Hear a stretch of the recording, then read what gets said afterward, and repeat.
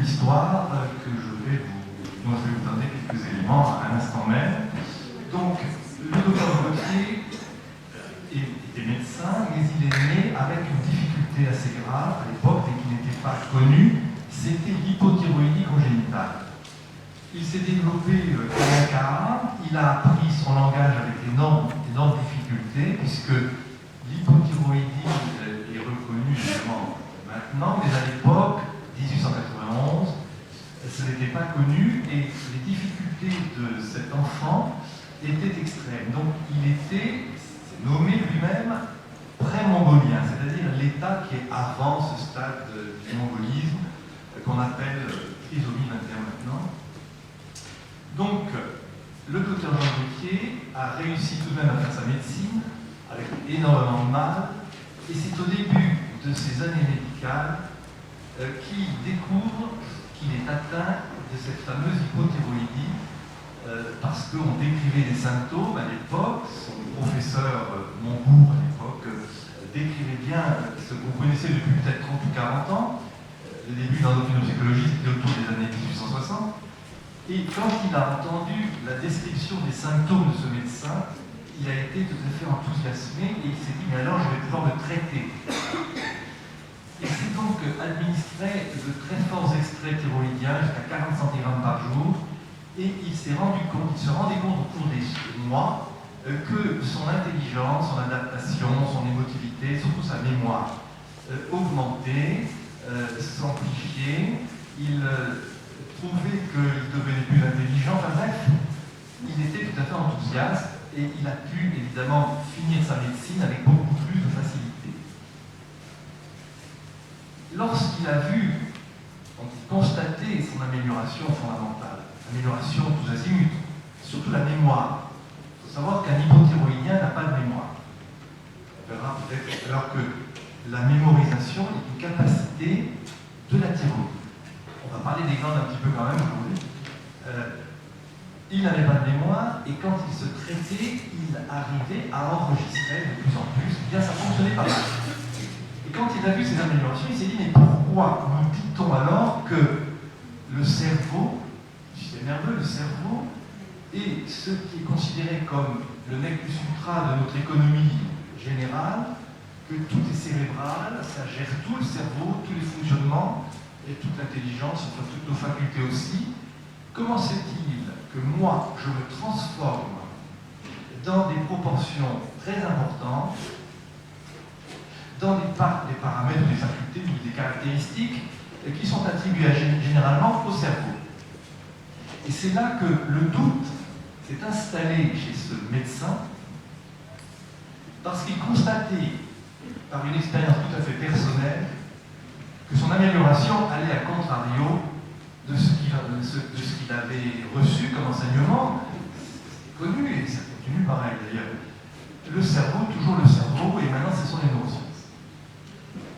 Voilà, si vous voulez, la chipnote de départ, c'est-à-dire la cause première de ces travaux qu'il allait poursuivre pendant des décennies, à partir de la fin de sa médecine. Il avait commencé avant la guerre de 14, il a poursuivi après la guerre de 14, et jusqu'à pratiquement sa mort en 1968.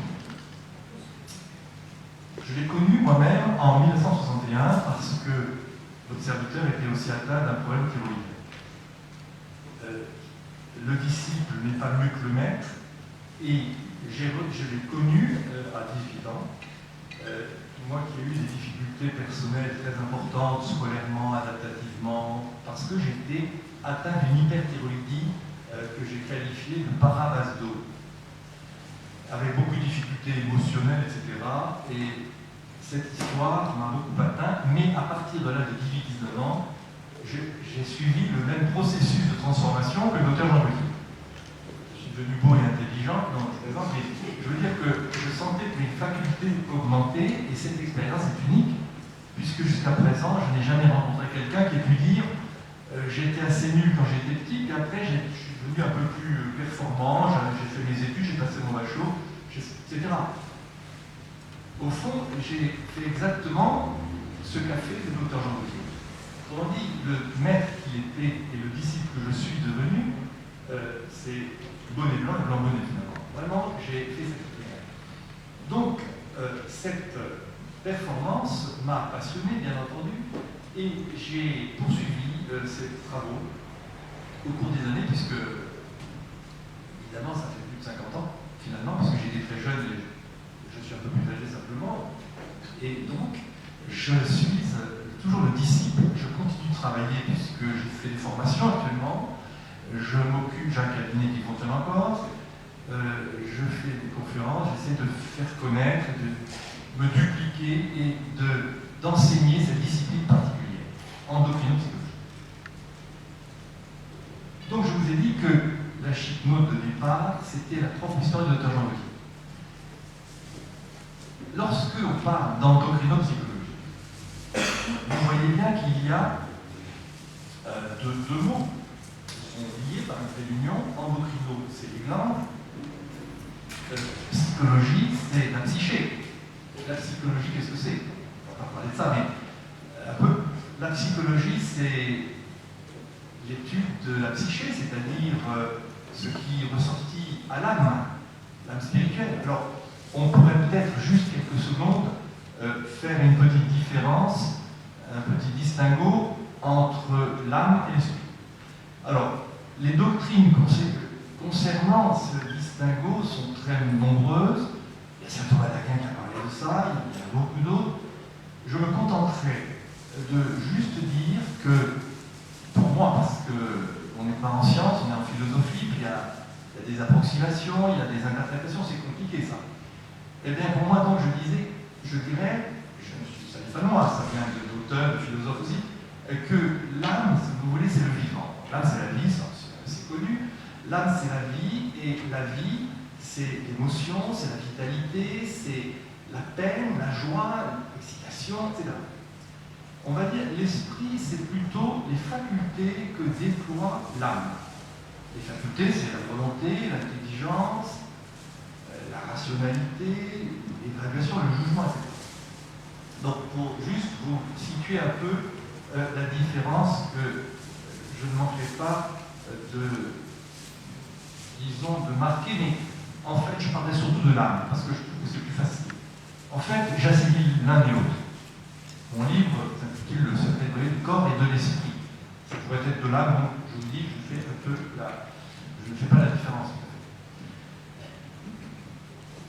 Cette discipline, endocrinopsychologie, est donc difficile par le fait même que l'endocrinose est une science médicale, mais elle est modulée ou modérée, ou je ne sais plus le mot, par la psyché, c'est-à-dire par le fait que j'ai lié cette endocrinologie à la psychologie. C'est donc plus tout à fait une endocrinologie, c'est une endocrinologie pondérée par la psychologie. Et c'est ça la difficulté, c'est-à-dire connaître finalement les relations qui existent entre le corps et l'esprit. Vous avez compris que cette endocrinopsychologie va mettre en question, au nom même de la domination du système endocrinien que le docteur Jean Gaultier a pu établir, va mettre en doute la domination du système nerveux. J'ai bien conscience d'être complètement en dehors des clous officiellement. Simplement, je suis obligé, moi, de me faire connaître les travaux d'un savant qui n'a pas cours, qui est un vrai savant, parce qu'il a démontré, et surtout il a découvert des fonctionnements humains inconnus dont on va parler, ce qui est assez incroyable quand on pense qu'actuellement on a l'impression de tout savoir sur l'économie humaine, sur la physiologie humaine, et qu'en fait on en connaît peut-être que 5%. Dr Gaultier a montré que les glandes endocrines sont le top du top.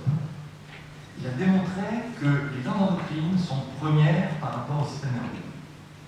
Alors évidemment, parfois je me suis un peu critiqué, c'est normal dans une conférence, j'essaie d'être très prudent parce que quand vous commencez à dire ça et qu'il y a un neuroscientifique spécialisé, il va commencer à respecter.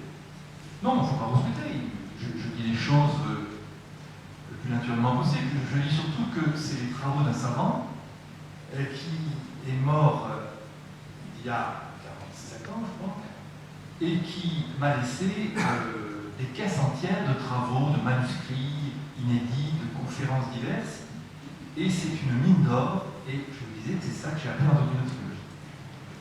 Donc la notion d'équilibre angulaire va s'imposer.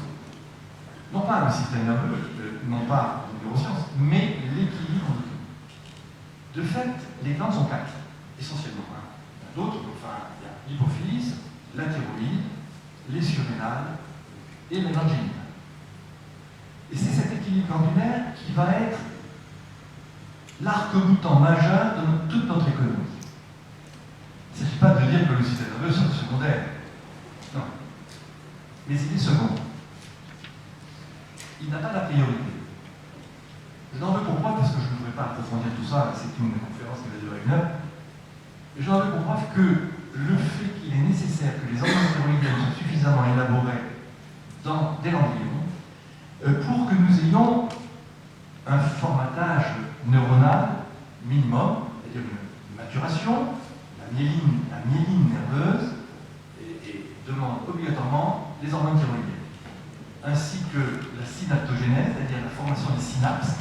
Si donc il n'y a pas une hormone thyroïdienne suffisante, si on est hypothyroïdien dès congénital, nous allons avoir un déficit nerveux. Alors, d'aucuns pourraient penser que c'est en raison de ce déficit nerveux que les personnes qui naissent hypothyroïdiennes sont atteintes de déficit et de handicap. Bien sûr, on a beau jeu de dire c'est parce que son système nerveux est impuissant et mal maturé, etc. Eh bien non, parce qu'en réalité, il y a antériorité du système glandulaire sur le système nerveux. Et c'est un des arguments majeurs, il y en a d'autres. Mais c'est le principal, à mon avis, pour affirmer que le système glandulaire est premier. Il est premier parce que dans la genèse de l'individu, les glandes sont formées avant. Le système nerveux se forme, il est ébauché bien sûr dans le fœtus, mais il se mature encore jusqu'à un âge assez avancé, vers 9-10 mois de la vie aérienne. Donc il n'y a aucune raison, vraiment aucune, pour qu'un système qui est formé après soit dominant par rapport à un système qui est formé avant. La hiérarchie des valeurs fait que le système glandulaire qui est formé avant a naturellement barre sur le système nerveux. Et c'est ce qui est absolument avéré. Donc cet équilibre glandulaire va être, je disais, la clé de voûte de tout ce que nous sommes sur le plan physique, bien sûr, mais aussi sur le plan psychologique. C'est là que on doit faire un petit peu de philosophie, parce que il n'existe pas de science de l'esprit. Il n'y a pas de science de l'esprit. Je parle de science expérimentale. Vous n'avez que la philosophie et la réflexion pour essayer de comprendre comment ça fonctionne. Qu'est-ce qu'une réalité? L'être humain, par exemple, n'importe quelle réalité doit essayer de se comprendre avec une réflexion. Ça,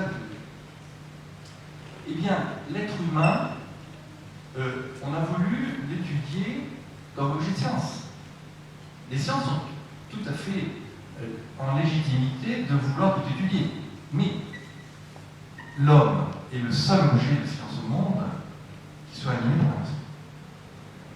Par conséquent, le fait de vouloir appliquer la méthode expérimentale pour étudier l'être humain est une impéritie, une erreur, une difficulté, car on ne peut pas appréhender l'être humain par la méthode expérimentale.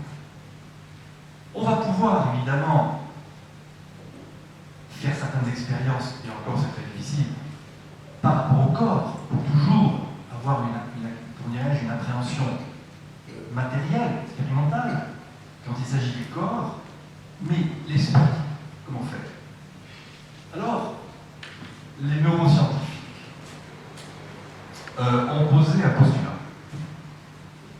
Les scientifiques, les psychiatres, tous ceux qui étaient habilités à essayer de comprendre comment ça fonctionnait un être humain, ont posé un postulat, dis-je, c'est celui d'affirmer que tout se passe dans le cerveau. C'est-à-dire que nous sommes tous avec nos facultés, nos fonctionnements physiques, même organiques, et surtout intellectuels, avec nos facultés supérieures, tout dépend du cerveau.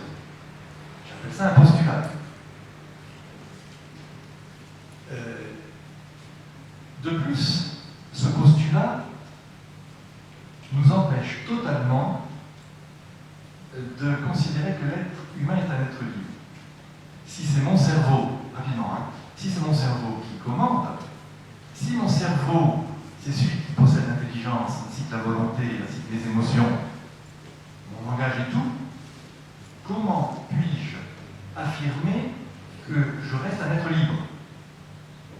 La liberté, que je sache, c'est une prérogative de l'esprit, de l'âme. Or, si je dis mon intelligence, c'est mon cerveau, je ne suis plus libre. Mon cerveau n'est pas un esprit, n'est pas l'esprit. Cette difficulté a été levée par notre psychologie, et j'ai conscience que cette approche est très originale. Elle, à mon avis, assez unique, puisque la philosophie qui est sous-tendue là n'est pas unique, mais l'alliance du corps et de l'âme, avec les glandes en premier, ça c'est assez unique. Et je me souviens qu'un certain Dominique Nassau, il y a une quinzaine d'années, ici présent, m'avait dit, dans une petite conférence que j'avais faite, je pense que c'est à l'automne de Montligeon, m'avait dit, attends, je crois que je parle mal. Comme ça, non? Alors, m'avait dit, vous savez, ce que vous avancez là, il faut 100 ans pour que ce soit accrédité par la science officielle. Donc ne vous découragez pas, mais on n'est pas de mal à veille que vous soyez reconnu. Cependant, je voudrais vous dire, pour assurer une certaine autorité que je n'ai pas, mais peut-être, parce que vous savez, si on n'a pas l'autorité, quand on émet des idées un peu nouvelles, ça tombe complètement à côté de la plaque. Donc l'autorité, on l'a quand on est professeur, quand on a une aura, quand on a... Et quand ce n'est pas le cas, on n'a pas l'autorité, donc pour faire passer une discipline, une connaissance particulière, c'est beaucoup plus difficile. Alors pour vous montrer quand même que j'ai quand même une petite autorité par rapport à cette endocrinologie, je vais vous dire quelques lignes d'une lettre que j'ai reçue de la part du professeur Michel Pasquit il y a une quinzaine d'années, après la parution de mon livre sur le secret dévoilé du corps et de l'esprit. Voici ce qu'il me dit. C'est pour appuyer un petit peu, mais dire tout de même pour que je ne sois pas tout seul à émettre des idées nouvelles. Professeur de philosophie dans la tradition aristotélicienne et professeur de philosophie aristotélicienne à Dijon. J'ai toujours été attentif au vivant et je retrouve évidemment dans votre réflexion une très intéressante mise en hors-jeu du cerveau qui est celle même d'Aristote. Ce sont ensuite les stoïciens, matérialistes et panthéistes, et surtout Galien, qui ont situé les pensées et les émotions dans le cerveau en tentant déjà des localisations. Une direction beaucoup plus globale, décentralisée, correspond évidemment beaucoup mieux à la conception de l'âme, forme du corps tout entier. Il me semble que par là, vos travaux rejoignent en partie, d'une part, ceux du docteur Vernet et d'autre part, ceux des globalistes comme Goldstein ou Buzdingyk, mais avec l'avantage d'une fondation théorique, l'âme, beaucoup mieux assurée que dans leur perspective phénoménologique, mot métaphysique qu'ils se refusent à prononcer. Je voulais vous dire juste ça, pour dire que je ne suis pas tout seul, bien qu'il n'y ait pas des armées derrière moi, et malgré tout, j'espère que le public que j'ai devant moi sera bientôt derrière moi aussi. Alors, l'équilibre angulaire. La notion d'équilibre angulaire va nous faire déboucher sur la considération d'une glande extraordinaire, les inconnus. Attendez, je parle de la glande génitale, alors tout le monde connaît la glande génitale, bien sûr. Mais inconnue quant à ses vraies prérogatives. Il faut savoir, et ça rejoint l'antériorité glandulaire par rapport au système nerveux, que dans le fœtus que porte une maman, 3 glandes sur 4 fonctionnent entièrement au bout de 3 mois. L'hypophyse est formée au bout de 3 mois, la thyroïde est formée au bout du 2e mois, à la fin, et les surrénales sont formées au bout de 3 mois également. La génitale endocrine est juste ébauchée, ne fonctionne pas. Ça, ce sont des données physiologiques qui sont passées à ciel. Lorsque l'enfant vient au monde, il faut qu'il soit en équilibre. Sinon, il est comme une voiture à 3 3 roues. Donc pour qu'il devienne une voiture à 4 roues avec la 4e glande, la génitale, dite interstitielle, génitale endocrine, pas reproductrice, endocrine, puisse fonctionner, il faut un mécanisme qu'on appelle la première puberté. Qu'on n'appelle plus du tout comme ça. Mais il y a 80 ans, certains médecins avaient nommé cette période première puberté. Actuellement, ce fonctionnement, en tout cas ce phénomène existe, bien sûr qu'il existe, mais il est considéré, on le connaît, mais on n'en sait pas la finalité. On s'aperçoit que l'enfant a une tuméfaction des organes génitaux externes, sa petite poitrine est tuméfiée, on met parfois des pansements dans les maternités. Eh bien, on ne sait pas ce que c'est. Demandez à n'importe quel médecin, ils ne savent pas ce que c'est. Qu'est-ce que dit le docteur Jean Gauthier? Il dit c'est la première puberté. C'est-à-dire un mécanisme qui va mettre en œuvre pendant environ 3 semaines la glande génitale interstitielle afin que l'enfant devienne un être à 4 roues, comme je dis, c'est-à-dire en équilibre glandulaire. On n'aurait jamais dû l'appeler génitale d'ailleurs. On aurait dû l'appeler équilibrine par exemple, n'importe quel mot, mais endostasie, enfin, surtout pas génitale. Parce que génitale, ça veut dire qui engendre. Or, la glande génitale endocrine, qu'on a appelée interstitielle, parce que chez l'être humain, elle est située dans les interstices des canaux séminifères, est antisexuelle. Pour le montrer, des vétérinaires ont fait une expérience au début du XXe siècle, ont pris un animal en état de rut, ont regardé l'état testiculaire au microscope, et qu'est-ce qu'on constate? On constate une hypertrophie des canaux séminifères, c'est normal. Donc les canaux séminifères, c'est une pelote à l'intérieur du testicule, une petite pelote de canalicule qui fabrique les spermatozoïdes. Et puis dans les interstices, dans tout le pourtour du testicule, à l'intérieur et dans les interstices des canalicules et tout autour, vous avez un tissu conjonctif avec des cellules qui sécrètent la testostérone. Chez la femme, c'est un peu différent, mais c'est le même phénomène, le même principe. Eh bien, chez l'animal en état de rut, la glande interstitielle est totalement atrophiée, au profit des canaux séminifères qui remplissent toute la plage interstitielle. Lorsqu'on fait la même opération, lorsque l'animal est en état de repos sexuel, c'est l'inverse. On s'aperçoit que toute la plage interstitielle est hyper développée, avec des cellules sécrétrices en testostérone très nombreuses et presque pas de canaux séminifères. Les canaux séminifères existent, mais ils sont atrophiés, ils sont réduits. Que conclure? Eh bien que chez l'animal, la glande génitale endocrine, non seulement n'est pas sexuelle, mais elle est antisexuelle. Cette découverte, qui avait pourtant été ébauchée il y a 90 ans, n'a jamais été considérée, ni poursuivie, ni connue. Il a fallu le docteur Jean Gauthier qui travaillait sur ces questions pour essayer d'éclaircir ce qu'était vraiment cette glande génitale. Quand Gauthier a vu que cette génitale se développait au début de la vie de l'enfant, il l'a aussitôt qualifiée de glande de l'équilibre, c'est normal, c'est elle qui parfait l'équilibre général glandulaire. Et c'est alors qu'il a commencé à considérer que si chez un être humain, ce qui le caractérise, c'est son esprit, avec ses facultés supérieures, aimer, vouloir, penser, s'adapter, mémoriser, entreprendre, etc., il fallait bien que cette génitale endocrine ait un rôle particulier par rapport à ses facultés supérieures. Et c'est ce qu'il a pu montrer au cours de ses travaux.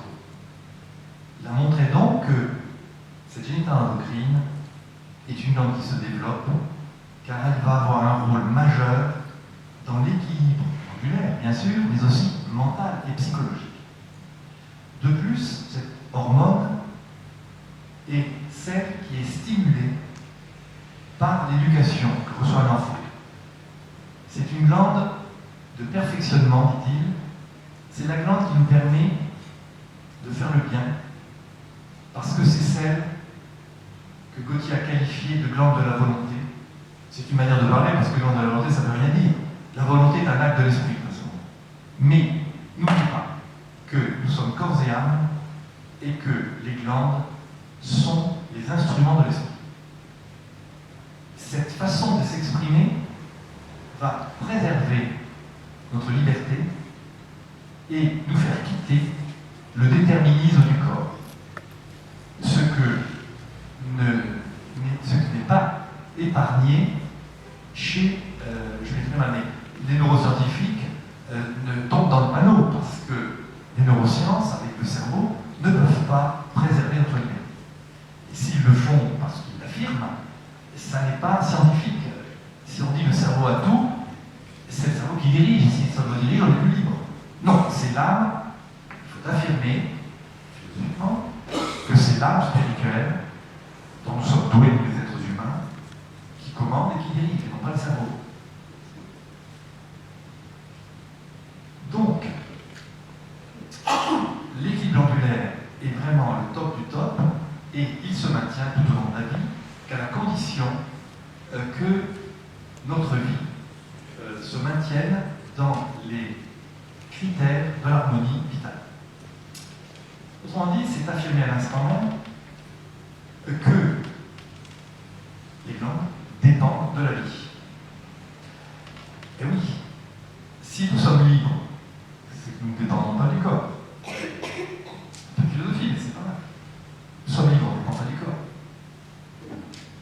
Donc les glandes, qui sont pourtant très importantes dans nos opérations mentales, obéissent non pas à une loi de causalité, on ne peut jamais dire que les glandes sont la cause de la faculté d'intelligence. Même si on arrive à modifier les glandes, on arrive à performer, comme je vous ai dit tout à l'heure. Ce n'est pas une relation de causalité, mais une relation de conditionnement. Ça veut dire, je viens de le dire, ça veut dire que nos glandes sont impliquées dans nos opérations mentales, mais non pas en tant qu'elles pourraient être la cause de ces mêmes opérations, c'est pas possible, mais en tant qu'elles sont nécessaires aux opérations mentales et psychiques que je pose. Le cas limite, à contrario, c'est le cas du malade mental. Un malade mental, c'est quelqu'un qui a perdu tout équilibre mental, d'une manière absolue. Alors, il y a un livre de 700 pages que j'ai produit, mais je ne suis pas le méritant de cette œuvre, c'est l'auteur Jean Gaultier, mais enfin, c'est un travail quand même que j'ai dû faire en faisant une critique un peu systématique des neurosciences. Pardonnez-moi s'il y en a qui sont versés dans cette discipline. On cherche la vérité, on ne cherche pas la raison, non.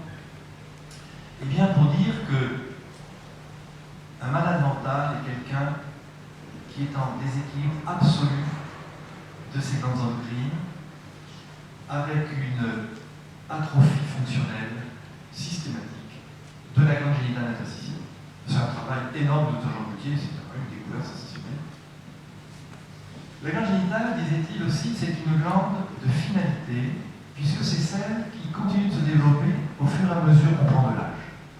Alors que les autres endocrines, hypophythyroïdes et surrénales, s'envahissent d'éléments nerveux, les hormones sont atténuées. C'est pour ça que les vieillards s'adaptent très mal. Il ne faut pas changer de vieillard à un vieillard, changer de lieu, ça peut le perturber. Ils sont en difficulté pour s'adapter à des nouvelles données vitales, etc. Par contre, si il a vécu, une fois, la vie, comment? Selon les critères de l'harmonie vitale, du sens moral, des vertus chrétiennes, je dis ça de temps en temps à des gens qui veulent l'entendre. Hein. Ici, je pense que c'est pas de problème, mais j'ai des patients, j'ai de tout, moi, j'ai de tout, absolument tous des athées, des musulmans, des juifs, de ceci, de cela, et je ne demande pas de parler de ces choses spirituelles. J'estime que l'être humain est un être spirituel. Mais, avec une nuance tout de même, et bien donc, si la vie de quelqu'un a été conforme à cette harmonie qu'il doit rechercher, c'est-à-dire conforme à sa conscience. Ah oui, la conscience, c'est quoi? C'est la lumière intérieure qui nous fait percevoir le bien et le mal. Alors, je me méfie parce qu'il y a des gens qui disent le mal, bon, je ne crois pas, on est libre. Bon. Pas du tout. Je dis c'est universel. Chacun, même le pire d'entre nous, a la notion du bien et du mal. Il y a des relativités en fonction de l'attitude, en fonction de certains critères, mais le bien et le mal sont universels. Or, s'il existe ce bien et ce mal, c'est que nous avons dans notre organigramme glandulaire, bien sûr, tout ce qu'il faut pour faire le bien et éviter le mal. Et bien, dans les glandes, nous avons cette génitale endocrine qui est la glande de la volonté.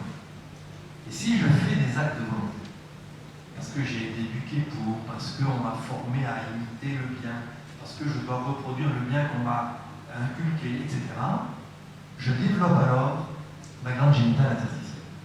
Ah, ça, c'est incroyable.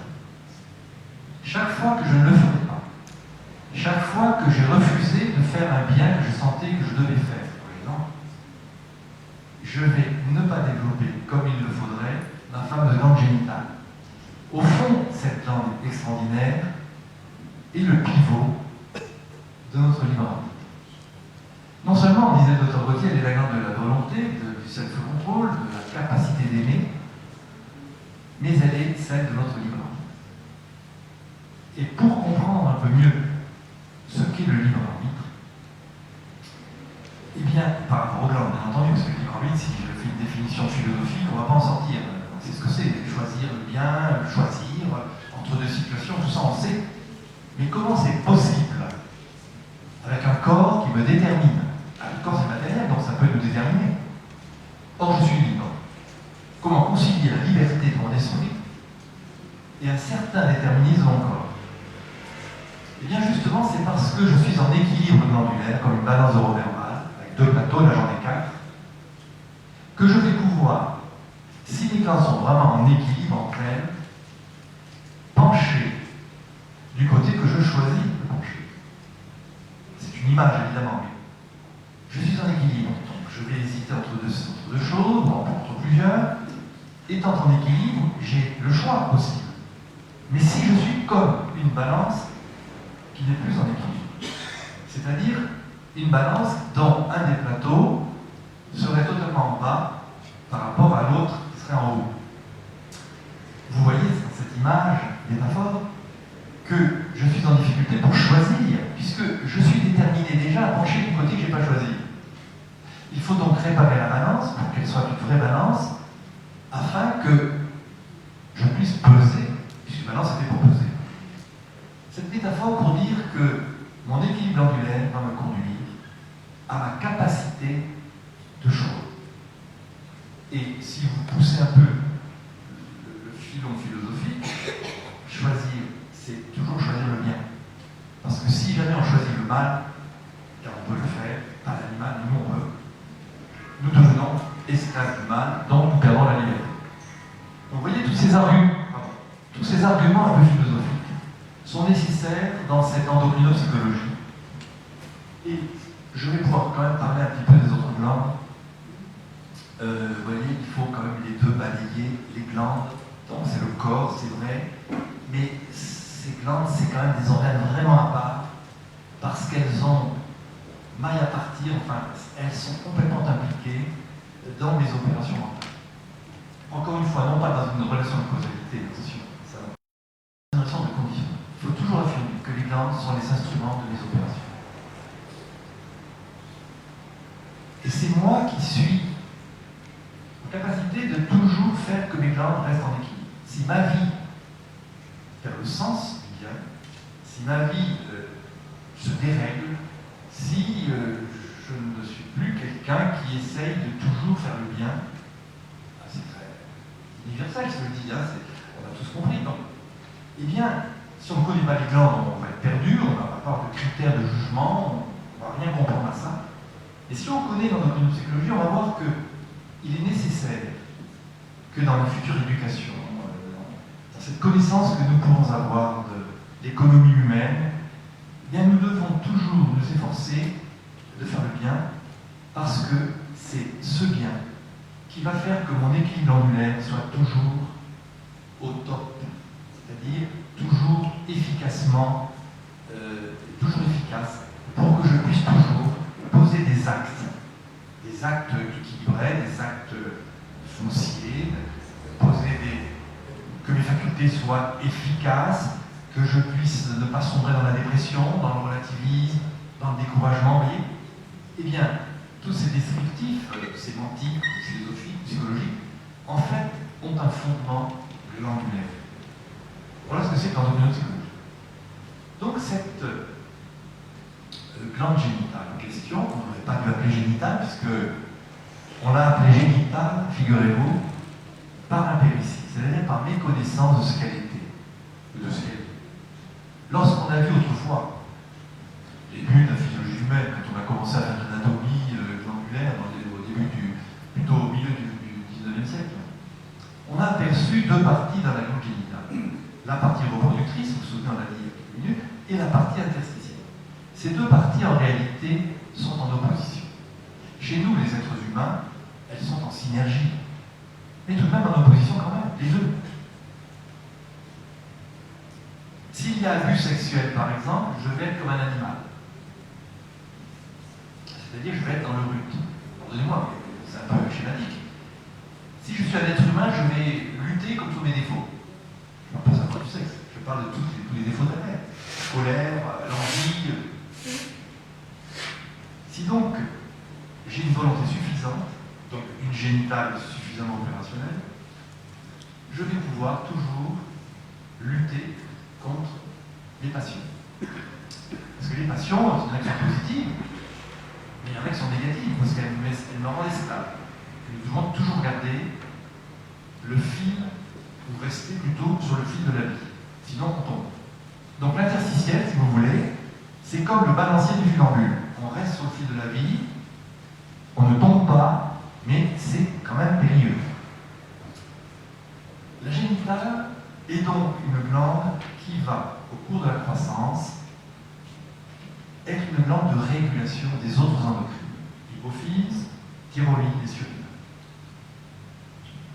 La génitale est nécessaire pour que je puisse exercer toutes les facultés, et celles-ci sont, non pas dépendantes, sont conditionnées par mes autres endocrines. Par exemple, l'hypophyse, c'est la glande du calcul.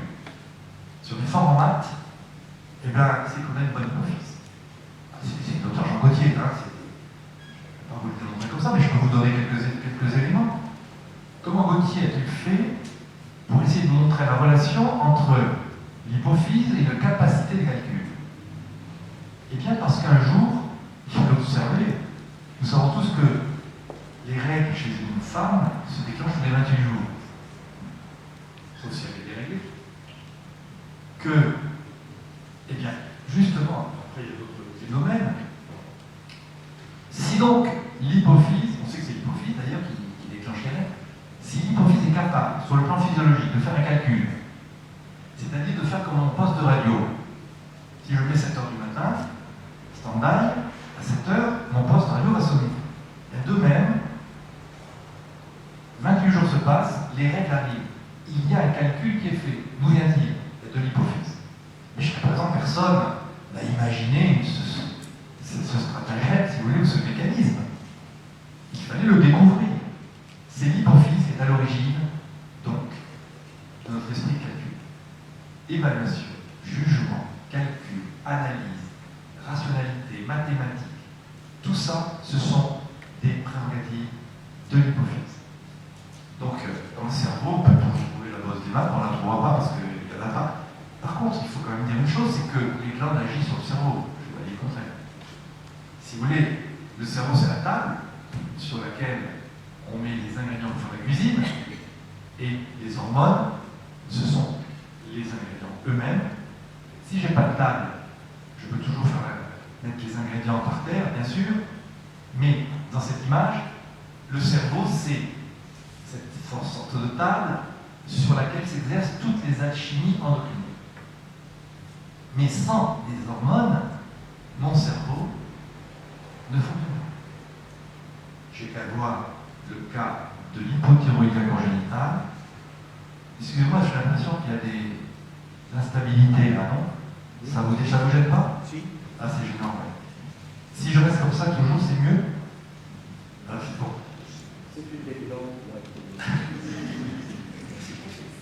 Bon, alors, il faut que je contrôle l'heure quand même, c'est pas ça vite. Donc, la génitale agit sur l'hypophyse pour la réguler, de façon que je ne sois pas quelqu'un à travers le prisme de l'hypophyse.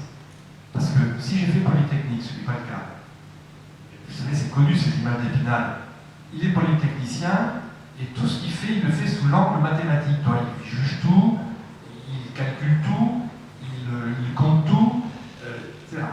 C'est des déformations qu'on peut avoir. Cela dépend de notre équilibre général. Mais c'est vrai que la génitale est alors une glande de régulation, c'est-à-dire qui va me permettre de ne pas tout considérer sous l'angle des mathématiques. Parce que l'être humain, il n'est pas que mathématique. Il y a le sens moral, il y a la psychologie, il y a l'art, il y a l'empathie avec les autres. Et on n'est pas que des hypophyses. Il faut qu'il y ait d'autres qualités et d'autres facultés. Mais la génitale va toujours être la glande de la réalité. C'est pour ça qu'elle manque au fou, puisque le fou peut se définir comme quelqu'un qui n'est plus dans le réel. Et c'est pour ça qu'on dit que, c'est pour ça que, encore une image d'Épinal qui dit « je suis Napoléon ». Comme quelqu'un vous dit « je suis Napoléon », dans la rue, qu'est-ce que vous concluez? Vous dites qu'il est fou, ou Jésus-Christ. Eh bien, c'est parce que son imaginaire est tellement exagéré qu'il va croire que la réalité, c'est ce qu'il imagine. Celui qui est génital ne va jamais croire ça. Il aura une bonne imagination, c'est un bon romancier par exemple, mais cette imagination sera toujours sous le contrôle de la réalité, c'est-à-dire de la génitale interstitielle. Finalement, c'est une glande de réalité et d'équilibre, cette interstitielle génitale. Quant à la thyroïde, bon, j'ai passé sur l'hypophyse, j'ai dit l'essentiel. Quant à la thyroïde, c'est une glande majeure. La thyroïde, la glande des émotions. L'émotion, c'est encore considéré comme étant cérébral. Non. Si vous enlevez la thyroïde à quelqu'un et que vous ne la remplacez pas par un adjuvant, il perd ses émotions complètement. Il va mourir en tremblant. Un hypothyroïdien congénital, un mongolien par exemple, un crétin congénital, vous claquez une porte très fort, il ne va pas manger. Il va se retourner parce qu'il a entendu un bruit, mais il ne va pas sursauter. Si vous claquez une porte devant n'importe qui de normal, sursaute, un bruit très fort. Eh bien, cette capacité de sursaut vient de la thyroïde. Un bébé hypothyroïdien congénital, ou un mongolien, pareil, vous claquez une porte, il ne va pas sursauter. Et si vous claquez une porte devant un enfant qui est normal, il va sursauter. 3 mois, 4 mois, peu importe. Cette capacité vient de la thyroïde. Eh bien, on n'a pas compris, c'est pourtant simple, que toute capacité de réaction émotionnelle vient de la thyroïde. On a dit que les émotions étaient psychologiques. Pourquoi? Parce que quand vous apprenez à quelqu'un une mauvaise nouvelle, il se met à pleurer, par exemple. Il se met à pleurer à partir d'une idée, d'une nouvelle qu'on lui a faite. C'est donc l'idée est forcément dans mon cerveau. C'est un enregistrement, c'est une mémoire de quelque chose, un sens que j'ai acquis, et je pleure. Donc, ils n'ont pas été très loin, hein, je ne vais pas dire les scientifiques, parce que, disons, les psychologues, enfin tous ceux qui ont fonction d'étudier ces questions, on dit, c'est dans le cerveau, parce que pour que je pleure à partir d'une nouvelle, c'est que l'émotion est un phénomène cérébral. Pas du tout. L'émotion est thyroïdienne. Et voilà le problème. C'est que le langage est porteur de sens. Ce sens, la connotation des mots, est due à la mémoire que j'ai, laquelle vient toujours de la thyroïde. J'ai enregistré les mots, j'ai enregistré le sens des choses. Je sais que quelque chose a une signification pour moi. Par exemple, j'aime ma grand-mère énormément. Quelqu'un qui a 14 ans. Et on m'a dit, ta grand-mère vient de mourir. Il se met à pleurer. Mais forcément, cette nouvelle, c'est pas un sursaut, c'est pas une porte qui claque, donc c'est une idée, donc ça n'empêche pas d'avoir une réaction émotionnelle. Mais cette réaction provient de sa thyroïde. Parce que si cet enfant à qui vous dites que votre grand-mère, ta grand-mère est morte, et s'il est mongolien, ils ont des capacités émotionnelles très réduites. Ils sont très affectifs, ils ont des qualités, c'est pas ce que je dis, mais la capacité de sursaut est extrêmement réduite en raison de l'hypofonction thyroïdienne du mongolien.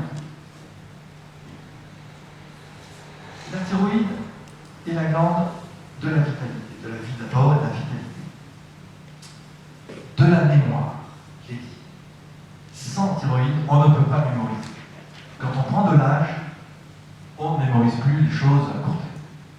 On oublie les mots, on oublie les mots nouveaux, on oublie plein de choses.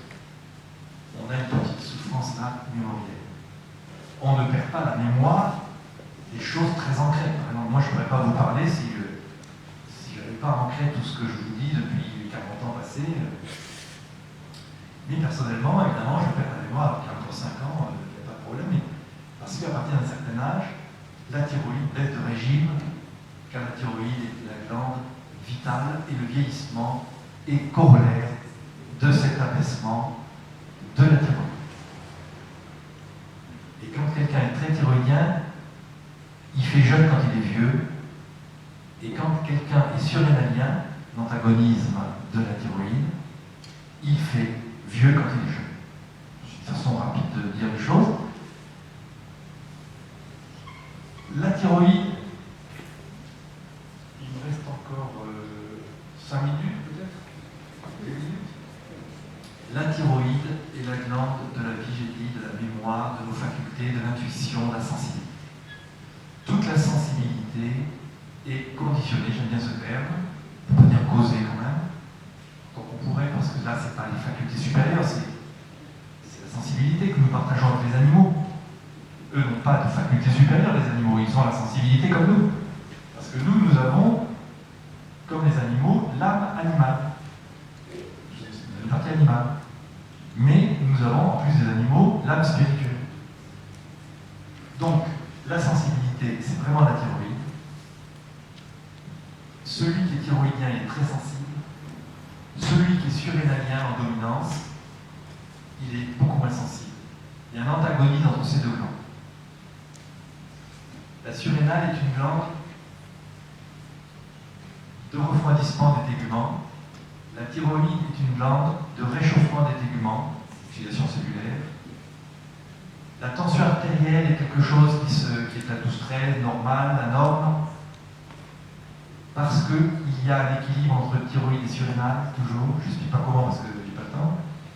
La température à 37 degrés, c'est une norme d'équilibre, encore une fois, qui vient à la fois de la thyroïde et de la surrénale en même temps. La thyroïde réchauffe, la surrénale refroidit, et ça fait du 37 degrés. Tout est glandulaire, mais on vous dira que la température, c'est l'hypothalamus à la base du cerveau. Je suis désolé. Non, les glandes sont premières, et c'est elles qui commandent. Et si dans le cerveau il y a la mémoire, ce qui est bien fait, si vous piquez dans la mémoire, vous aurez des réactions émotionnelles.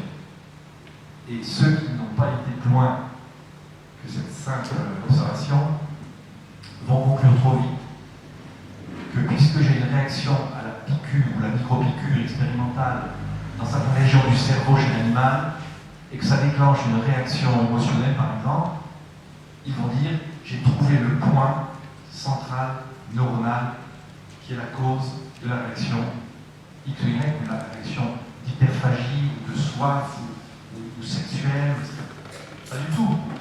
C'est glandulaire d'abord, et ensuite cérébral. Mais le cérébral, c'est le mémoriel, est toujours postérieur à une action Princeps des glandes endocrines. La génitale encore à barre pour régler, toujours régler, sur tous les phénomènes physiques de toute façon, mais aussi surtout psychologiques. Par exemple, une maniaco-dépression, qu'est-ce que c'est qu'une maniaco-dépression? On sait, hein, une polarité, on a des humeurs complètement fantasques et instables. C'est la thyroïde qui est complètement instable, qui nous donne une humeur extrêmement positive, enthousiasme, maniaque. Et puis, après quelques temps, c'est le contraire. Cette capacité de la thyroïde de passer par des sinusoïdes aussi prononcées provient d'une faiblesse relative, c'est toujours relatif, de la génitale interstitielle. Parce que la vie était trop difficile, on a vécu comme on a pu, on a eu beaucoup de stress, beaucoup de difficultés, et on a eu du mal à exercer notre régulation intérieure, notre volonté, ce qui fait qu'à un moment donné, la génitale n'est plus suffisante pour assurer une humeur stable. Donc,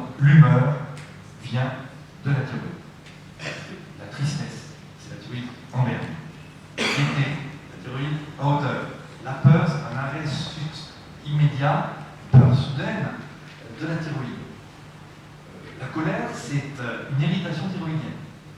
S'il y a des colères rouges, je dis ça dans les cours, c'est une colère thyroïdienne, c'est-à-dire en vasodilatation, on se met en colère, mais ce n'est pas grave, parce qu'elle s'arrête assez vite. Et si c'est une colère qui excite les surrénales sont sont des glandes dites classiques. La colère, quand on veut battre, frapper, détruire, colère beaucoup plus grave, qui nous fait pâlir, et donc cette colère-là est dangereuse. Et si quelqu'un se met en colère et que vous voyez qu'il est blanc, et qu'il est un peu surrénalien avec des forces de mâchoire, etc., vous avez intérêt à fuir parce que ces gens, qui sont en voiture, je ne sais pas, une colère avec quelqu'un qui vous en veut, vous avez intérêt à ne pas l'affronter. Parce qu'ils ne voient plus clair et ils ne voient que la bataille, vous frappez, vous boxez et vous tuez. Tout ça sert pour notre gestion quotidienne. Alors, j'arrive à la fin de mon exposé. Je voulais dire une chose encore, si je le retrouve, c'est que, bon, je l'ai dit, mais je le répète, c'est très important, c'est que les glandes sont dépendantes, toutes, de notre vie. La vie, c'est quoi? La vie, c'est l'âme. Donc, c'est mon libre arbitre. Je dois vivre dans le bien, et dans ce cas-là, je règle mes glandes. Si je suis malade, si j'ai plein de problèmes, c'est que ma vie, sans juger personne, bien entendu, mais c'est que ma vie est en difficulté, c'est que on subit des stress, des émotions, ça n'est pas notre faute toujours, mais on a assez lutté contre, etc. Donc il y a toujours une part de responsabilité, mais on ne peut pas accuser qui que ce soit, mais n'empêche que c'est la vie qui commande les glandes. Alors on peut toujours se dire, ma vie a été un peu difficile, c'est vrai, bon, j'aurais dû faire ci, faire ça, peut-être aussi. N'empêche qu'on essuie les plats parce qu'on a une thyroïde avec des nodules, avec hyperthyroïdie ou hypothyroïdie, et après il faut réparer les dégâts. Alors je dirais en conclusion quand même, parce que c'est très court un exposé comme ça évidemment, mais j'espère que ça va faire le tour des questions, qu'il existe une méthode que je pratique, que je diffuse surtout, puisque je crée des cabinets pour, quand je serai mort, survivant, n'est-ce pas? C'est pour le bien que je fais ça, c'est pas pour moi. Donc il y a des cabinets qui se montent un peu partout en France, en Belgique un peu, puis en Suisse, pour faire qu'on exerce la méthode du docteur Jean Gaultier que j'ai reprise il y a 32 ans. Cette méthode qui consiste en l'application de champs électromagnétiques qui viennent régulariser tout le système endocrinien. Ça c'est génial. Cette action est régulatrice des glandes parce qu'elle opère, je vais finir en 2 minutes, elle opère une puberté artificielle. Cette méthode a été appelée par le docteur Jean Gaultier la puberté artificielle, bizarre. Et il fallait, pour comprendre ce que ça veut dire, connaître ce qu'est la puberté. Je vous l'ai un peu dit, la puberté n'est pas l'avènement des forces de reproduction du tout.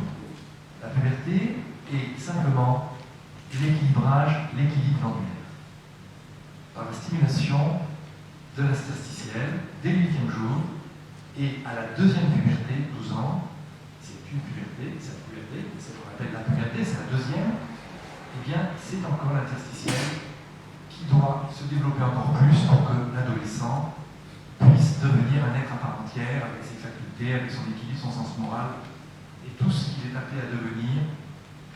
Et encore une fois, tout est glandulaire. Donc cette méthode, finalement, est une méthode d'équilibre, mais ce n'est pas une méthode thérapeutique. On n'est pas médecin sur une personne, on peut en profiter bien sûr si on a des problèmes, mais c'est une méthode que j'ai appelée plutôt d'optimisation de nos facultés, ou de régénération vitale, enfin tout ça.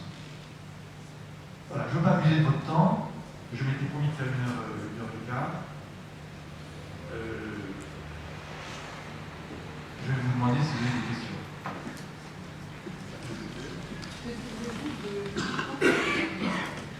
L'hyposurrénalien. Alors l'hyposurrénalien, il peut, je n'ai pas parlé des types globulaires, mais j'ai pas eu le temps, il peut ressembler à l'hyperthyroïdien. C'est très curieux. Le thyroïdien, c'est quelqu'un d'angélique. Le surrénalien, c'est quelqu'un de concentré, épais, large d'épaule et avec des mâchoires carrées. Si cette glande est en hypo, c'est l'autre glande antagoniste, la thyroïde, qui va le rendre fluet.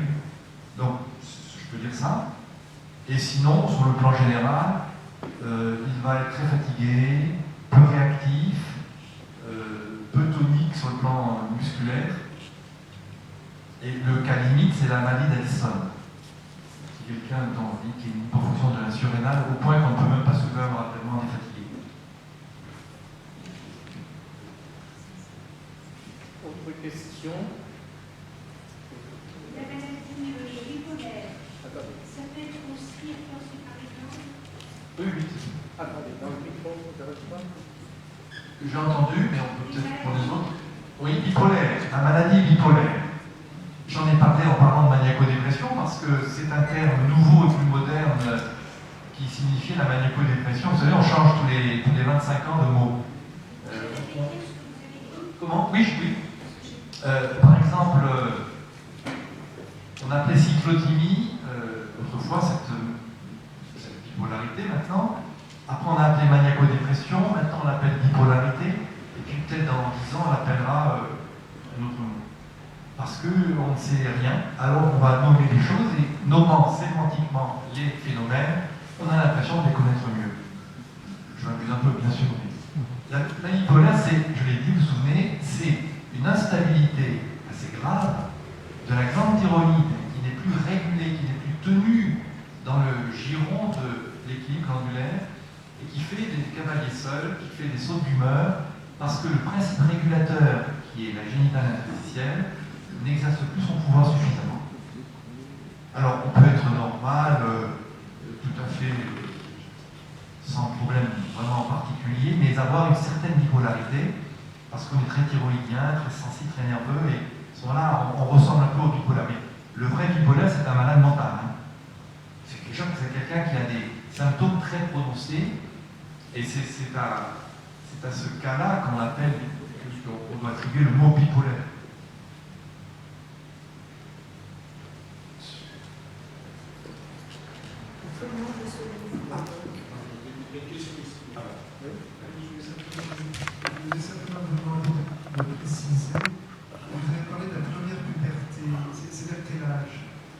À partir du 8e jour. À partir du 8e jour. Pas tout de suite, 8 jours, et se déclenche le phénomène. Ça se déclenche le 8e jour et ça dure jusqu'à quoi? 3 semaines. Environ 3 semaines. Merci.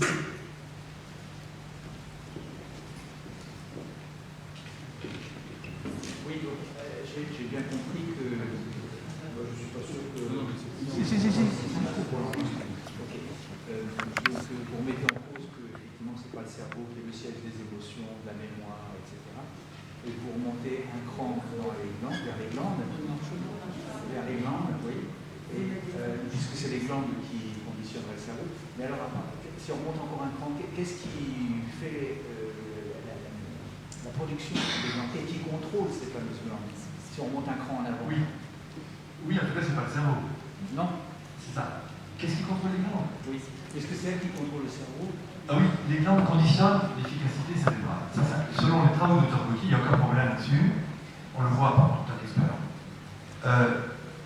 Les glandes sont formées très tôt.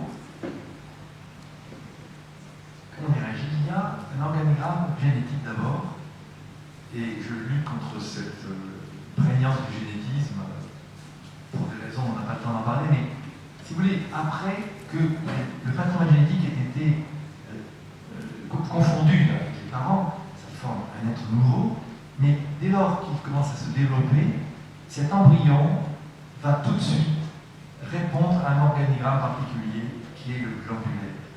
Car n'oublie pas qu'un homme, un être humain, non pas les animaux ni les plantes, va pour les petits poilus et les pluralités pour la génétique, on appelle ça à l'école, mais pour ce qui est d'être humain, la génétique, ça s'arrête à la fusion des patrimoines, très bien, et ça va d'ailleurs conditionner la préhérédité, c'est-à-dire la transmission des tendances glandulaires des parents, par le biais génétique d'abord, c'est vrai, mais ensuite c'est plus le génétique. Pour moi, ici, dans l'optique où je suis dans l'endocrinologie, la génétique, moi je suis désolé, c'est pas possible. Parce qu'on arrive à des aberrations telles que la génétique, ça va déterminer quelque chose qui est aléatoire comme l'intelligence ou les facultés mentales. C'est pas possible. Les facultés mentales dépendent d'un organigramme glandulaire où on est certain alors que ce conditionnement glandulaire va être à l'origine de nos capacités adaptatives et mentales. Non pas le génétique, parce que le génétique détermine. Couleur des yeux, longueur des bras, pas de problème, c'est génétique. Mais tendance à la dépression, c'est pas génétique. Est-ce que j'essaye de donner des arguments un peu philosophiques, parce que là, il n'y a pas d'argument scientifique, c'est une question de bon sens. Alors, je ne sais pas si j'ai répondu. Donc les glandes démarrent très tôt. Ça marque notre originalité foncière, par rapport aux animaux en tout cas, qui ont des glandes aussi, mais qui n'ont pas de puberté. La puberté étant donné à l'équilibre général de l'enfant et de l'être humain. Donc les glandes, si vous voulez, elles sont là comme un organigramme nécessaire qui font la pluie et le beau temps. Hein. C'est pas elles qui sont conditionnées par quelque chose d'autre. Et si on parle du cerveau, bah forcément le cerveau dépend alors de l'efficacité glandulaire, tout ce qu'on peut dire. Est-ce que ça vaut pas? J'ai compris que l'état émotionnel, etc., Oui. dépendait des glandes. Oui. Mais qu'est-ce qui régule les glandes? Qu'est-ce qui est avant les glandes? Pour que Quelle est votre C'est préoccupation? la conséquence de la production des hormones. Mais qu'est-ce qui produit ces hormones? Enfin, qu'est-ce qui régule les 4 glandes? Mais j'essaie de... Oui, c'est pas inintéressant du tout votre question, mais je ne comprends pas trop. Qu'est-ce que vous essayez de me faire dire? Vous voudriez que les glandes soient contrôlées? Qu'il y aurait une autre intelligence encore qui contrôlerait la production de ces hormones. Je crois que le Créateur a bien tout prévu en faisant les glandes, parce qu'elles sont à la base de ce qui va nous permettre d'atteindre Dieu. Le libre arbitre, par les glandes, mais pas par la génétique, ni par le cerveau. Parce que le cerveau ne peut pas nous donner le libre arbitre. Le cerveau, c'est la mémoire, essentiellement. Donc je pense que dans les glandes, nous avons quelque chose de très grande subtilité qui parle d'elle-même. Je ne vois pas comment on peut dire autrement. Est-ce que le stress de la vie tel qu'un décès subi peut déclencher une bipolarité? Ah, bien sûr, absolument. Une grande émotion, une très grande émotion peut déclencher une sorte de collapsus thyroïdien. Même un cancer. La thyroïde, si elle est fragile, si elle est peut-être trop sensible, si elle est mal étayée par l'équilibre glandulaire, une sorte de carcan qui nous maintient dans le droit chemin, si on peut dire, ça peut déclencher plein de choses. Trauma, avec des conséquences qui peuvent durer quelques années. Absolument. Ce que vous dites serait plutôt rassurant par rapport à ce qu'a dit le docteur Lucas tout à l'heure, de ceux qui essayent de modifier les émotions en implantant des choses dans le cerveau. Oui, alors, je suis arrivé un petit peu à la fin de sa conférence, malheureusement, mais effectivement, il est vrai que tout est mémoire. Nous avons tout enregistré, toutes les attitudes, tous les sentiments, tout le langage. Le cerveau, c'est ça, c'est quand même toute la mémoire. Mais le cerveau n'est pas le directif. Ce qui est directif, c'est l'âme, et qui passe par les glandes. Le cerveau est la réception de tout ça, de tous les sentiments, de toutes les modulations adaptatives, elles s'enregistrent. Et à partir de cette mémoire, on peut manipuler. Alors, on peut manipuler. L'hypnose, d'ailleurs, c'est une sorte de manipulation. Alors, je ne vais pas parler d'hypnose ici, mais dans mon bouquin, je parle de ça. L'hypnose, c'est tirer les ficelles des automatismes enregistrés et faire que quelqu'un qui est mis en hypofonction thyroïdienne du sommeil hypnotique, un sommeil pas très profond, mais sommeil quand même, à ce moment-là, les automatismes sont activés par la parole d'un autre. Voilà pourquoi le docteur Gautier n'était pas pour l'hypnose, parce qu'on est obligé de laisser notre propre volonté dans les mains d'un autre, alors qu'on n'a pas plus personnel que notre propre volonté. C'est ce qui nous est donné pour atteindre notre fin.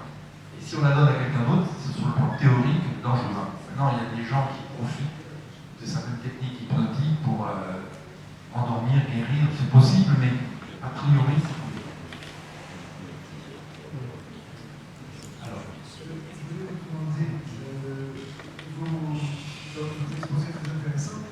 Malgré tout, il y a d'autres glandes que vous n'avez pas mentionnées, particulièrement au niveau du cerveau.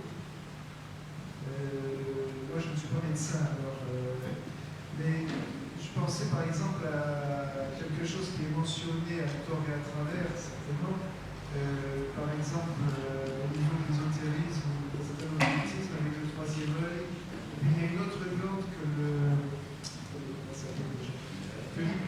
l'épiphyse. dans le cerveau. L'épiphyse.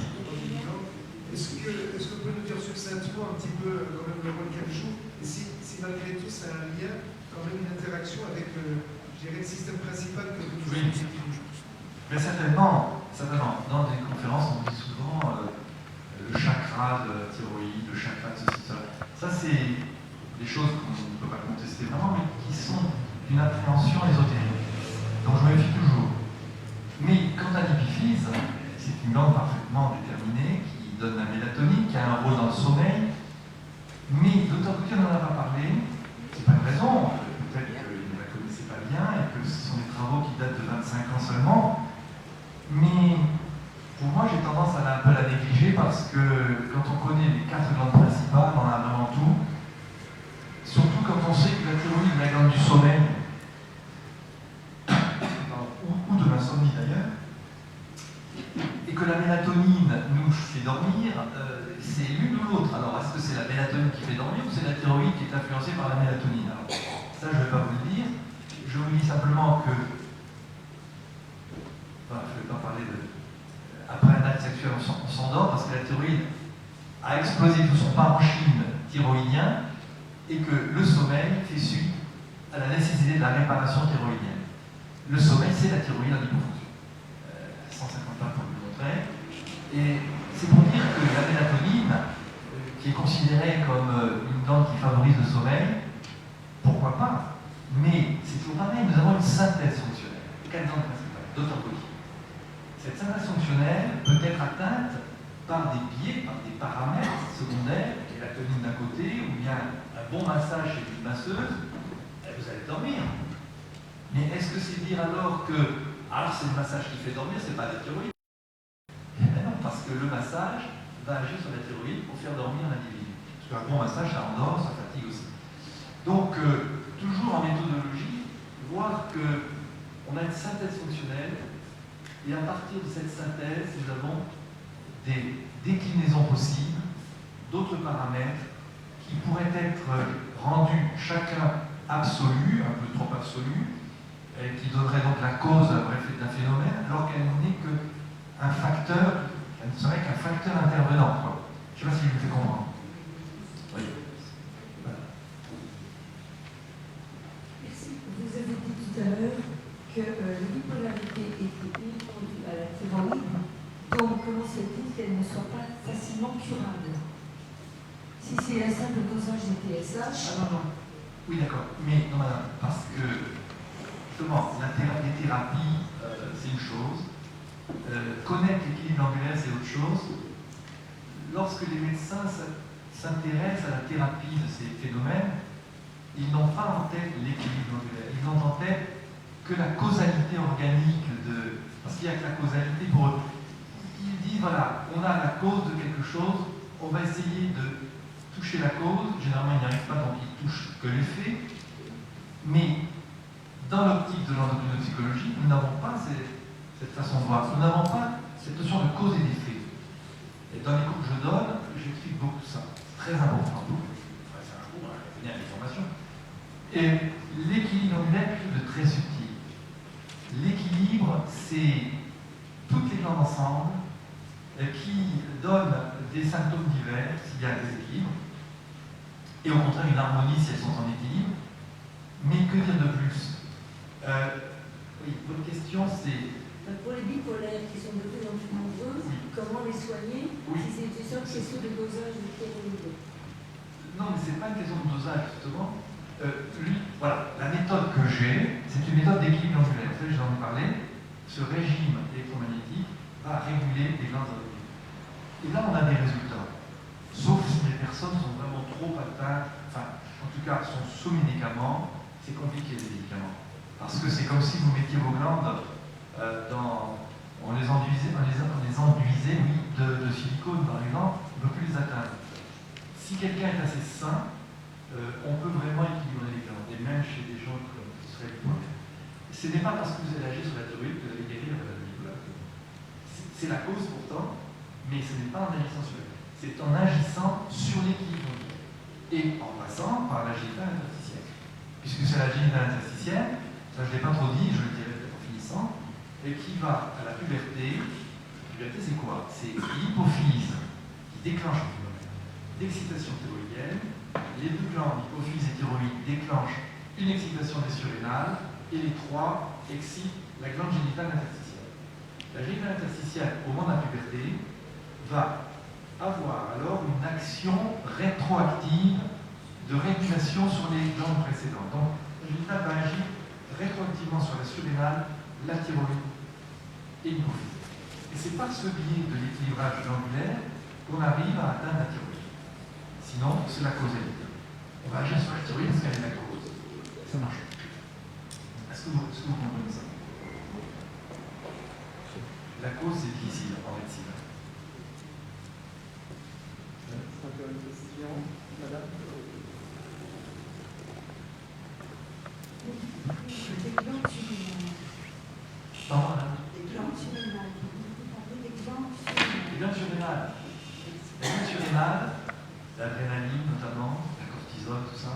La cortisone est une hormone anti-inflammatoire, c'est intéressant, mais on abuse parce que c'est tellement intéressant qu'on vous file des piqûres de cortisone et ça escalade la surrénale. L'adrénaline est une hormone de contraction musculaire, de combativité, et j'ai dit aussi que la surrénale est toujours en tandem avec la thyroïde.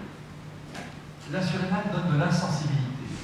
Les surrénaliens, par exemple, un enfant en colère, les surrénaliens, ils sont trapus, ils sont carrés, ils sont très agressifs. Docteur Gauthier remarquez que quand ils se mettent en colère, parfois ils se tapent la tête contre les murs. C'est par colère plastique. C'est par insensibilité, mais vous ne verrez pas un thyroïdien se taper la tête contre les murs, ils sont trop sensibles. La moindre chose leur fait mal. Pas le surrénalien. Et c'est pour ça que ces enfants sont très très difficiles à élever, parce qu'ils réagissent à toute fessée, interdit la fessée, hein, à toute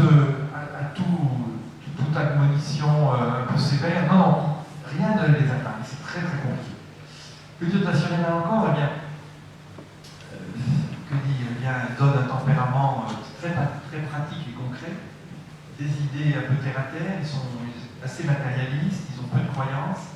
C'est très schématique, hein, mais il y a 4 typologies glandulaires. Le surrénalien n'est pas très intéressant sur le plan purement. Mais heureusement qu'on est des mélanges. Hein. On est tous des mélanges de 4 glandes. Alors, mais le type pur surrénalien n'est pas très favorable. Dernière question.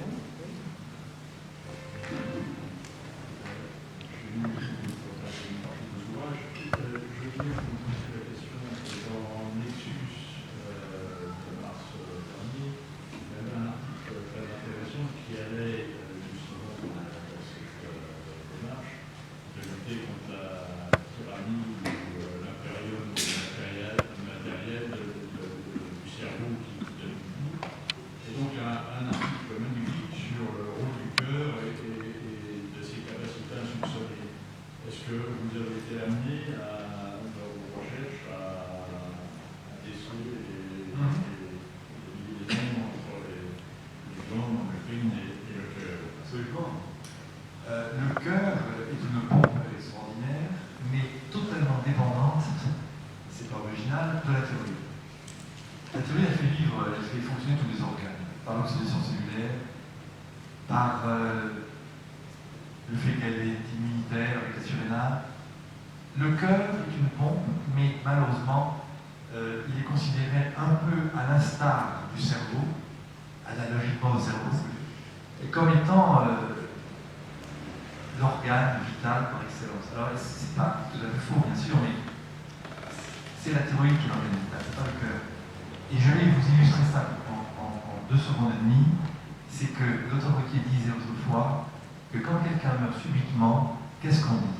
Quelqu'un qui est normal, du coup il s'est fondu, il est mort. 40 ans, 50 ans, même pas tellement âgé forcément.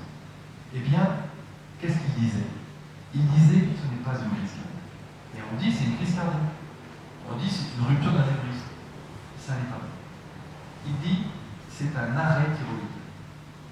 Car la thyroïde a le pouvoir de bloquer son processus. Mais il faut savoir qu'il y a des signes avant-coureurs qu'on a eu 1 an, 2 ans, 3 ans, plus avant, et dont on n'a pas tenu compte en raison de l'ignorance où nous sommes de ce phénomène. Parce que si quelqu'un, par exemple, a eu un problème cardiaque, il a eu une souffrance cardiaque à un moment donné parce qu'il a abusé du travail ou autre, il va voir son cardiologue, et le cardiologue lui dit « Écoutez, non, ça va, il n'y a rien à signaler, faites attention. Bon, vous avez peut-être un peu trop forcé, mais il n'y a rien, pas de problème. » Et bien le cardiologue, là, il est criminel. Bon, j'exagère un peu, mais je veux dire qu'il n'a pas fait son boulot, mais il ignore. Le cardiologue aurait dû dire « Oula, vous avez fait ça une fois, attention, ça peut se reproduire. Faites doucement, vous avez un avertissement, ça veut dire que vous êtes éligible à une reproduction du phénomène. » Il se passe ça.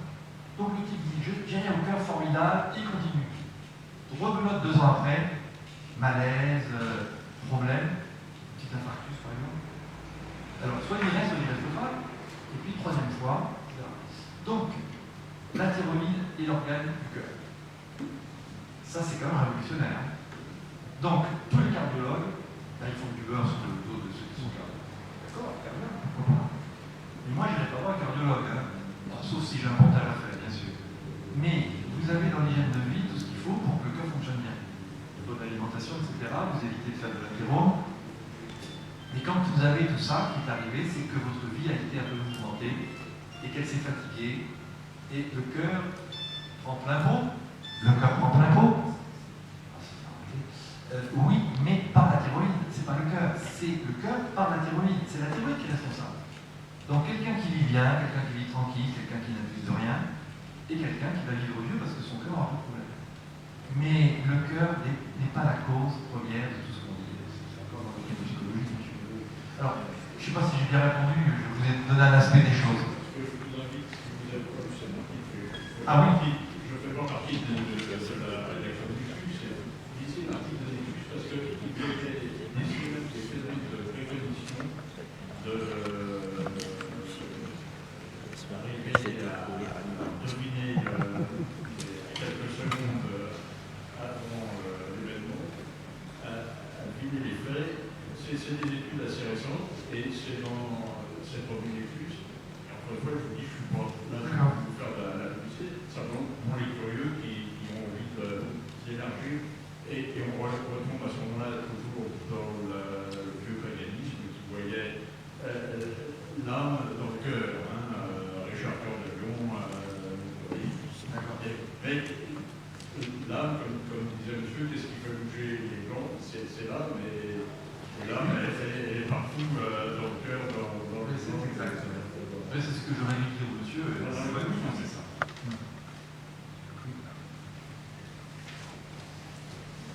Bien, je crois que encore. C'est pas longtemps. Est-ce que vous pouvez redire quelque chose que vous avez dit en passant quand vous avez répondu à la question justement de monsieur sur le lien avec le cœur? Vous avez mentionné comme ça brièvement une spécialité commune à la thyroïde et au surrénal, si je ne me trompe pas, qui est quoi? J'ai dit quelque chose qui est commun à la deux. Oui, ah, bien. Une influence commune. La surrénale et la thyroïde sont un groupe tandem, je dis, et les deux sont vraiment en synergie complète. Pour la température, les deux sont indispensables pour maintenir 37 degrés. Parce que d'accord, mais au niveau au moment où vous avez répondu sur la question sur le lien avec le cœur, vous avez dit quelque chose que je n'ai pas eu le temps de noter, mais que j'avais trouvé très intéressant. Mince alors, ça me revient pas. Ça me revient pas. Il faut le mettre sur la voie là. Hein. Ma femme me dit toujours, après 40 ans, elle me dit « Ah, t'as encore dit quelque chose de nouveau que je ne connaissais pas. » J'y peux rien, hein, c'est tout mon fond. Je réfléchis pas. Désolé. En tout cas, c'est formidable ce que vous exposez. Vous me faites comprendre. C'est formidable. On devrait enseigner ça. Moi, je n'ai pas fait d'études de médecine. J'ai fait des études de physique. Je m'intéresse à telle chose. Je vous remercie beaucoup. Ce que vous venez d'expliquer, c'est extraordinaire. On devrait l'enseigner en médecine. Ça devrait être obligatoire. C'est ce que je pense, monsieur. En tout cas, merci de votre encouragement. Ça me va droit au cœur. Et nous vous remercions. Encore une question.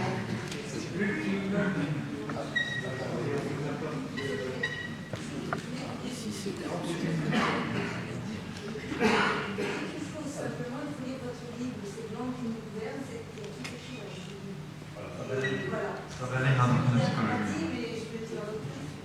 Merci.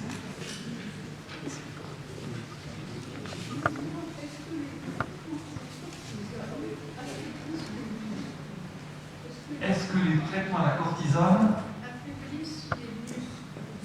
Ah ben, surtout la surrénale.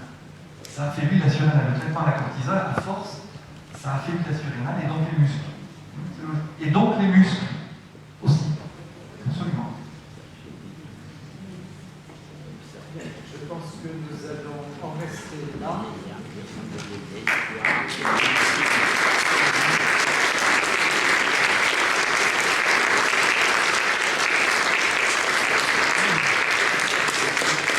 Merci pour cette ouverture une de plus sur le mystère de l'homme, le mystère de la création et surtout sur ce lien que les modernes ne voient pratiquement plus entre le corps, les fonctions, tout ce qui est quantifiable et l'invisible et l'esprit. Merci pour cela et merci aussi à tous ceux qui ont permis à nos orateurs de s'exprimer, de nous enrichir. Dominique va dire un dernier mot, je pense, avant de nous donner rendez-vous pour le mois de novembre. Une petite bonne conclusion, peut-être beaucoup plus pour justifier le titre de cette journée, qui était l'intelligence vivante. Interligare, ça veut dire faire des liens entre. Et justement, cette dernière conférence nous a bien montré ce qui est le propre de la vie, ce qui différencie la vie mécanique, c'est le fait que tout est relié. Tout est relié à tout. Et c'est pourquoi on a toujours tort si on veut désigner une seule cause dans un ensemble qui est un système coordonné. Et ce qui est vrai de l'organisme vivant est vrai aussi du cosmos. Et ça, c'est une vérité profonde que nous savons par la révélation. C'est un point sur lequel, justement, on n'insiste pas assez. Vous savez qu'il y a 6 jours de la création. C'est-à-dire qu'il faut un certain temps pour que cette création soit achevée. Et ce temps, c'est le temps de Dieu. Et puis arrive un moment où Dieu dit cela a été très bon. C'est-à-dire cela a été achevé, cela a été terminé. Et à partir de ce moment-là, justement, le cosmos fonctionne, la vie fonctionne, la vie est achevée, c'est-à-dire que tout est présent, tout peut être relié à tout, et la liberté peut s'exercer, la science peut commencer à fonctionner. Et je pense qu'une des grandes erreurs de certaines théories modernes, c'est d'imaginer que la science, qui, comme l'a très bien dit tout à l'heure Yann Williams, la science, c'est le bien de la science, c'est de bien observer. C'est le fondement, une des grandes limites, une des grandes erreurs de certaines théories actuelles, qui est justement une prétention de certains scientifiques à aller au-delà de l'observation et à ne pas comprendre qu'on ne peut connaître par la science que l'univers tel qu'il est aujourd'hui, tel qu'il est achevé, tel qu'il est le cosmos. Le cosmos, c'est vous savez, dans le cosmos, il y a 2 sens. Il y a le sens de l'univers total, mais il y a aussi un sens que l'on regarde, qui est le sens de l'esthétique, le sens de la beauté. Et si vous retirez quelques parties de cette totalité, vous n'avez plus le cosmos. Donc, dans le cosmos, tout est présent, et le cosmos existe parce qu'il est complet et achevé. Et cette vérité est une vérité fondamentale, c'est une vérité que devraient méditer tous les scientifiques. D'ailleurs, Platon disait que la science commence par l'émerveillement. Justement, l'émerveillement, c'est la réaction naturelle devant un tout achevé, mais ou devant une parcelle de tout ce qui existe. Je vais vous raconter une anecdote. Il y avait une mère de famille qui était avec des amis dans son salon à la campagne, et son jeune fils court vers elle, et avec un morceau d'anthracite à la main. Et l'anthracite, c'est le charbon de bonne qualité qu'on utilisait à cette époque pour se chauffer, pour les toits, etc. Et homme normal, civilisé, c'est tout à fait banal, ce qu'on est avec des sacs dans le pain. Et l'enfant court vers sa mère et lui dit « Regarde maman, tout c'est bon ». Si vous voulez, la capacité d'émerveillement, l'enfant, là encore, et malheureusement, l'homme de science plus mûr a tendance à la perdre. Et si vous voulez, avec cette idée d'intelligence du vivant, j'avais l'intention de rappeler à chacun cette interdépendance de tout ce qui est dans la nature et ce qui explique que tout est nécessaire à tout et à la limite que chacun de nous est nécessaire à l'univers tel qu'il a été voulu et pensé par Dieu. Peut-être alors, sur le plan B, nous aurons un colloque à Orsay les 12 et 13 novembre. Alors c'est une date plus tardive que les dates habituelles pour des raisons d'organisation qui nous ont obligés à faire. Donc le thème de ce colloque sera la pertinence de la vision chrétienne du monde. Alors, vous savez qu'aujourd'hui, des gens ont une vision du monde non chrétienne qui semble vouloir imposer, mais je crois que nous n'avons pas du tout à craindre la comparaison. Aussi bien quand on regarde l'histoire, quand on regarde ce qui s'est passé dans la chrétienté et ce qui s'est passé en dehors de la chrétienté, il est très facile de le montrer, et je pense que ce que feront les conférenciers, mais que la vision chrétienne du monde, justement parce qu'elle est inspirée par le Créateur, elle est pertinente, elle est efficace, elle est fonctionnelle, et c'est celle dont l'humanité a besoin. Et peut-être c'est à nous de faire en sorte que les contemporains finissent par le prendre en considération.